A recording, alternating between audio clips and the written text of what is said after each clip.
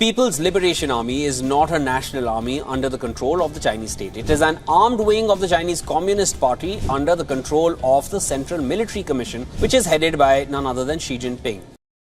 China's defense budget has drawn considerable attention and speculation, with recent revelations suggesting that it might be substantially larger than commonly estimated. While the sheer size of the nation's defense budget is eye-catching, it's essential to delve into the factors that have contributed to this substantial investment. The Chinese military is modern. It is probably one of the best equipped militaries in the world, but we don't know how they work as a team, as a unit. From historical security imperatives to President Xi's goal of building a Great Wall of Steel, China's military has modernized significantly and continues to do so. Today's episode will cover China's rapid military modernization and the budget alongside. This is Race to Space, and if you like watching content like this, consider subscribing.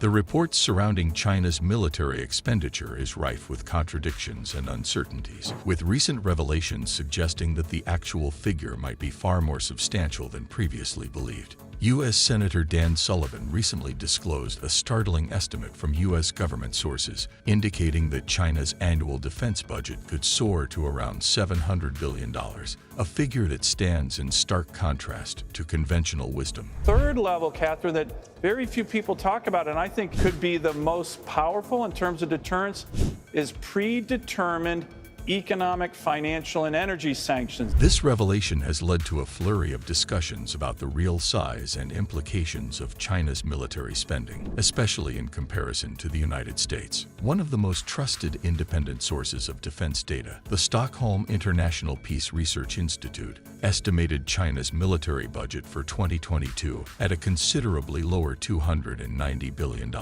These disparate figures have raised questions about the accuracy of defense budget assessments and whether the prevailing perception of the U.S. being the world's foremost defense spender is indeed accurate. General Mark Milley, chairman of the Joint Chiefs of Staff in the United States, has been another prominent figure challenging conventional wisdom. He has repeatedly emphasized that existing figures fail to consider the significant differences in domestic costs, such as wages, weapons production, facilities, and other items, between the U.S. and China. These cost differences translate into significant variations in the actual military capabilities that China can afford, effectively giving China more value for its defense spending. To better understand the complexities of China's military budget, it's vital to consider several factors that contribute to this disparity. First and foremost, the cost of living in China is notably lower than in the United States. For instance, an American truck driver's starting salary is approximately $40,000 per year,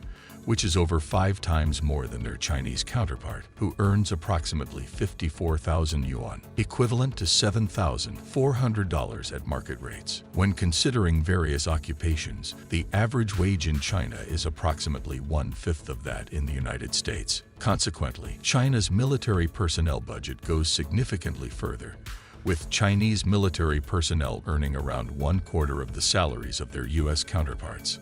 This wage gap extends to other domestic inputs, encompassing weaponry, supplies, services, and facilities.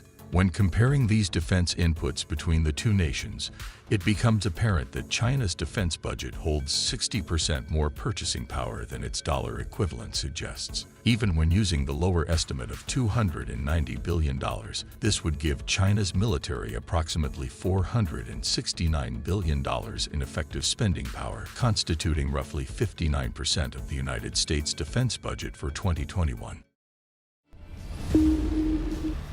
Nevertheless, there are elements of Chinese military spending that go unnoticed when assessing its defense budget. China's official defense budget does not encompass its paramilitary forces that could be deployed in conflicts, its militarized coast guard, foreign weapon acquisitions, and perhaps extensive military-civilian fusion initiatives. One significant divergence lies in research, development, testing, and evaluation, RDT, and E costs, an area where the U.S. allocated roughly $100 billion in 2021. China contends that its RDT and E expenses are incorporated into its equipment budget, but considering its substantial investments in aircraft, warships, and other capabilities over recent decades, It's plausible that these expenses originate from other budgets. While the Stockholm International Peace Research Institute attempts to adjust for several of these off-budget items in its $290 billion estimate, the lack of transparency and China's rapid military advancements suggest that the actual off-budget figures might be substantially higher.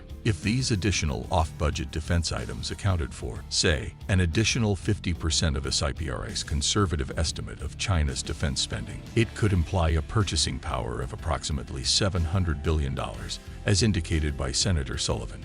This implies the presence of a significant amount of hidden military spending, much of which is likely connected to military-civilian fusion initiatives. At present, the U.S. military maintains an edge in terms of both capacity and capability, while China's People's Liberation Army relies more on labor-intensive approaches. However, this edge diminishes when considering the strategic landscape and China's path to modernization. China has steadily closed the gap in equipment procurement with the United States, averaging an annual growth rate of 8.6%, adjusted for inflation.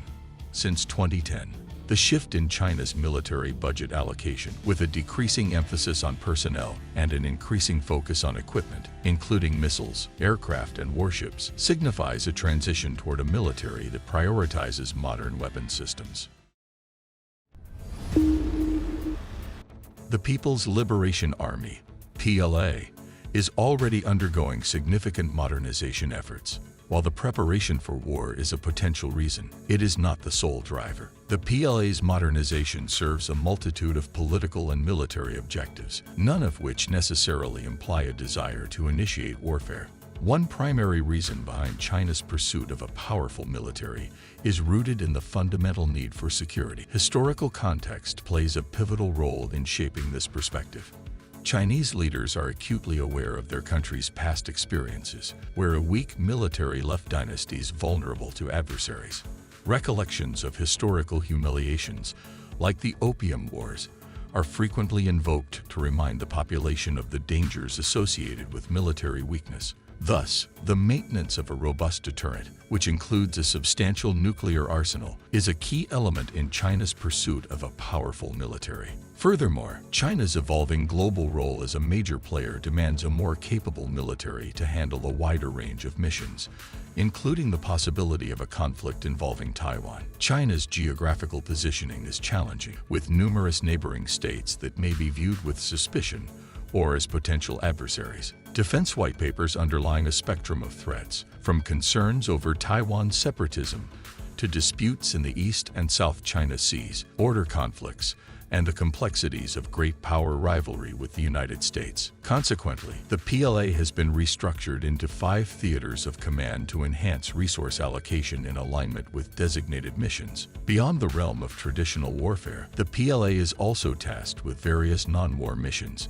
such as humanitarian assistance, disaster relief, maritime patrols, and non-combatant evacuations. Although these operations may be relatively small in scale, they hold considerable significance. Notably, all Chinese military interventions since the 2000s have primarily consisted of non-war missions. Another often overlooked motive for China's military modernization relates to national prestige.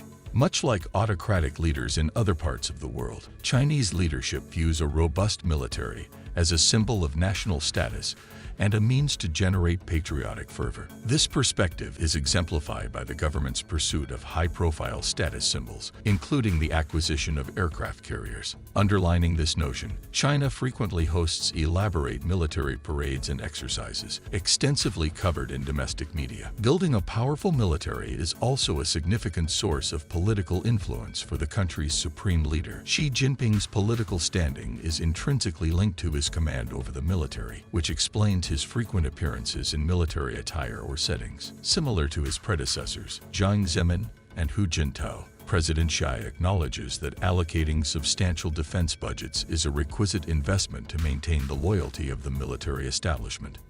With much about China's rapid military modernization and the budget alongside covered, it is time to wrap this one up. If you have any topics in mind, comment below, and we will cover them for you. As always, subscribe to never miss out. This is Race to Space, and we will see you in the next one.